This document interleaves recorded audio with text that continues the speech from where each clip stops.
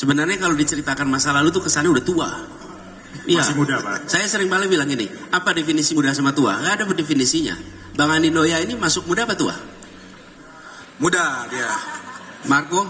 Ya, Marlo, muda apa tua? muda banget. Muda banget sih. Muda banget ada kali 10 juta. Muda banget. Muda banget. Kalau yang dia bahas adalah masa lalunya, dia sudah tua. Tapi kalau yang dia bahas adalah masa depannya, maka sesungguhnya masih muda. Gitu.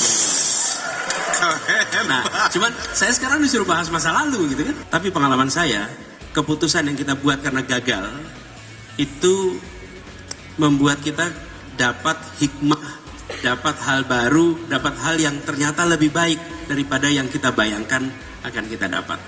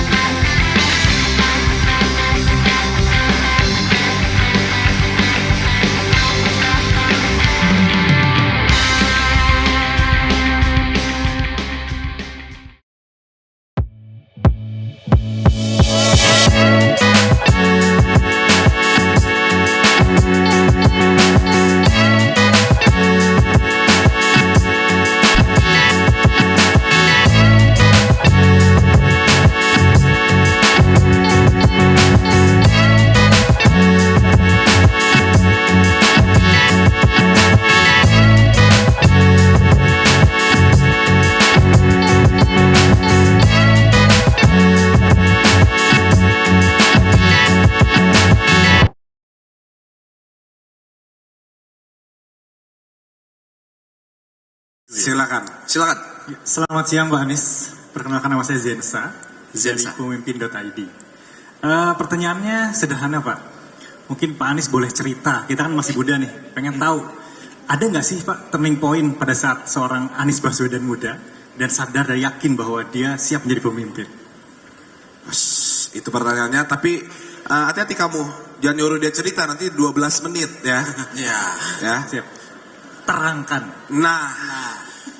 Ya gini, cerita masa lalu jadinya ya. Sebenarnya kalau diceritakan masa lalu tuh kesannya udah tua. Iya. Masih muda Pak. Saya sering kali bilang gini, apa definisi muda sama tua? Nggak ada definisinya. Bang Andi Noya ini masuk muda apa tua? Muda dia. Marco? Ya, Marlo, muda apa tua? muda banget. Muda banget sih. Muda banget ada kali 10 juta. Muda banget.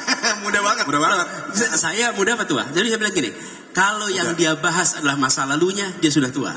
Tapi kalau yang dia bahas adalah masa depannya, maka sesungguhnya masih muda. Gitu.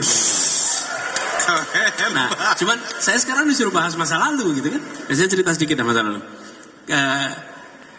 Ketika saya SD, kami bersama teman-teman membuat organisasi. Namanya Kelabang, Kelompok Anak Berkembang. Oke? Namanya Kelabang. Terus kegiatannya apa? Kegiatan sepak bola, badminton, kemudian kita bikin kaos sama-sama, bikin seragam, panggil orang untuk menjadi coach, dan kita jadi coach. Dan waktu itu saya kelas 5 SD, tapi yang anggota itu adalah anak-anak kira-kira dari mulai SD kelas 4, 5, 6, SMP 1, 2, 3. Waktu itu saya yang diminta jadi ketuanya. Memang saya inisiatornya pada waktu itu. Tapi waktu itu tidak terbayang sebagai pemimpin. Tidak, ya bersama teman-teman saya mengorganisir. Begitu juga ketika SMP, SMA. Memang betul saya dipilih oleh mereka menjadi pemimpin. Tapi tidak kemudian ada perasaan, oh ya saya ini adalah pemimpin. Kenapa? Dari awal saya di keluarga itu diberikan semacam bekal. Anggap semua itu setara, anggap semua itu sama. Jadi kalaupun menjadi yang diamanatin untuk mengetuai, jangan pernah anggap sebagai lebih tinggi. Dan itu kemudian karena dari awal begitu, terbiasa menjadi pendekatannya egaliter, setara. Jadi itu pengalaman masa muda, atau masa kecil ya, bukan masa muda, masa kecil, ketika SD, SMP, SMA selalu berada di dalam amanat oleh teman-teman jadi ketua. Itu pengalaman saya ketika dulu. Oke, Pak. Oke, baik. Lanjut, Pak ya. Lanjut. Kan dalam perjalanan kepemimpinan Bapak itu cukup menarik, Pak ya. Tadi dari kecil, terus juga masa muda. Ada nggak sih pernah merasa seorang Anies itu ragu atau sedang bingung atau vulnerable? Nah, biasanya apa sih Bapak yang tips buat kita yang sering ragu sama diri sendiri? Atau mungkin ada sesuatu kebiasaan Pak Anies yang biasanya kalau lagi ragu saya ngapain nah gitu. Ada nggak, Pak? Betul, kita tumbuh itu sering dalam situasi dilema gitu.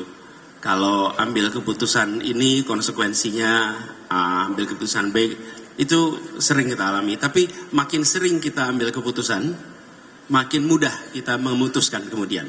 Jadi ketika sekarang harus ambil keputusan walaupun besar tapi waktunya pendek, itu lebih leluasa. Karena proses latihannya itu udah dikerjakan panjang. Ngalamin dari mulai milih SMA, bahkan pada waktu itu saya tidak mendapatkan SMA yang saya inginkan, gagal masuk SMA yang saya inginkan. Saya mengalami dilema, saya harus ambil yang mana nih, karena saya tidak dapat yang saya inginkan.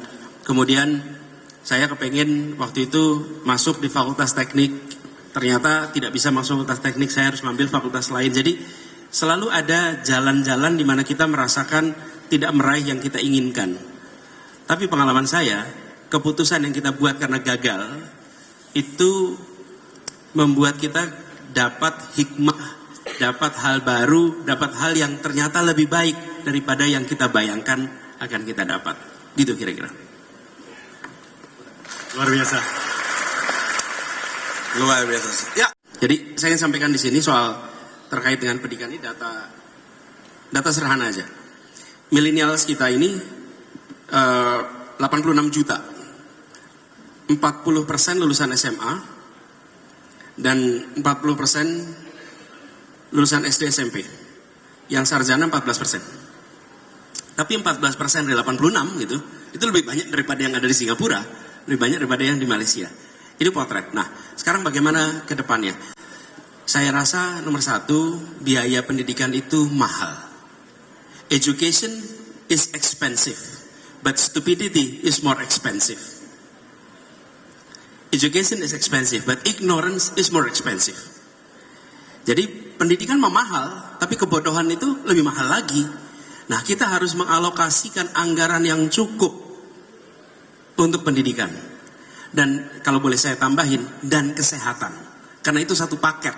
Kualitas manusia itu bukan hanya pendidikannya aja, tapi kesehatan. Jadi kesehatan dan pendidikan, alokasi yang diberikan ke sana jangan dipandang sebagai biaya, tapi dipandang sebagai investasi. Kalau investasi, maka kita menentukan mau dapat apa besok.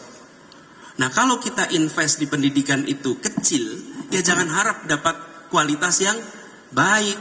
Sama juga kita kalau invest di apapun lah, kalau kita pilih yang sepele-sepele, ya nanti dapatnya juga yang sepele-sepele. Jadi menurut saya investasi itu, sehingga biaya pendidikan yang ditanggung oleh keluarga bisa diturunkan. Nih Hanum, sederhana aja. Kenapa sih keluarga harus membayar biaya pendidikan tinggi? Karena negara mengurangi porsinya.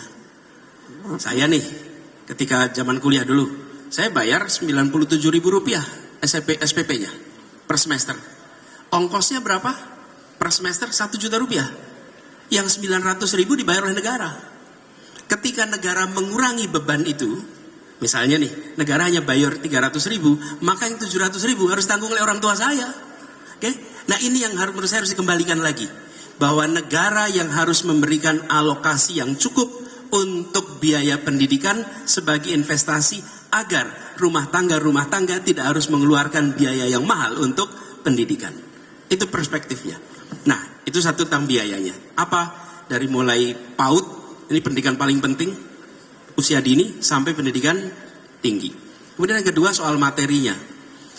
Saya setuju sekali, Hanum, soal pendidikan itu jangan sekedar menyiapkan tenaga. Memang pendidikan tujuannya bukan menjadikan orang siap kerja, Pendidikan itu mengembangkan potensi yang ada. Tadi mungkin udah bicara sebelumnya di sini nih, ada Bu Ella mungkin masih di sini yang bicara soal pendidikan. Itu mengembangkan potensi, dan yang harus ditumbuhkan adalah karakter. Itu yang paling dasar, karakter moral maupun karakter kinerja. Itu yang paling utama.